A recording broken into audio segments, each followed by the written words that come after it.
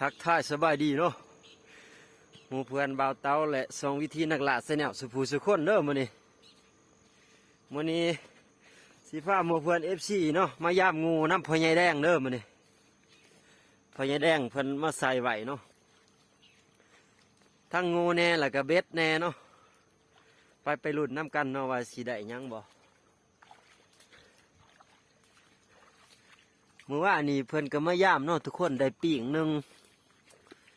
บ่ได้มาน้ำเพิ่นเนาะว่านี่ยังหาเหยื่อบ่ทันได้เนาะทุกคนเนาะหาเหยื่อได้สิมาใส่เบ็ดถ่ายคลิปให้หมู่เพิ่น FC ได้เบิ่งอีกเนาะฮอดแล้วบ่พ่อใหญ่ตอนนี้เพิ่นกำลังจอดขาส่งเนาะส่งก็ส่งขาเดฟลุ้นน้ำกันเนาะสิมีจักโตบ่เฮานี่สิบ่ได้ลงไปน้ำเพื่อนแล้วนี่โอ้ใส่ใกล้แท้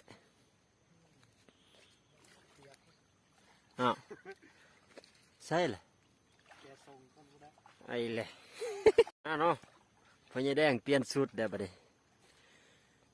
มันญาติทรงเปียกเนาะนุ่งสลิปบ็อกเซอร์เบอร์8เอาเบิ่งมาตัวหนึงพี่น้องเห็นแล้วกูเลยบ่นี่เนาะโอ้ตัวนั้นตายขาเลย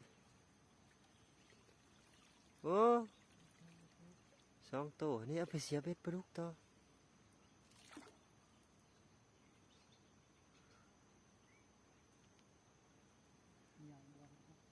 ถึกอยู่2-3 ตัวเนาะ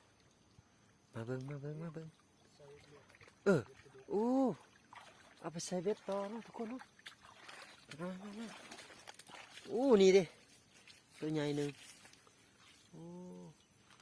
ได้3 ตัวตัวนี้ก็เอาไปเสียบเลยเสียบร้อยตายนี่ได้เหยื่อปลาดุกเลยทุกคน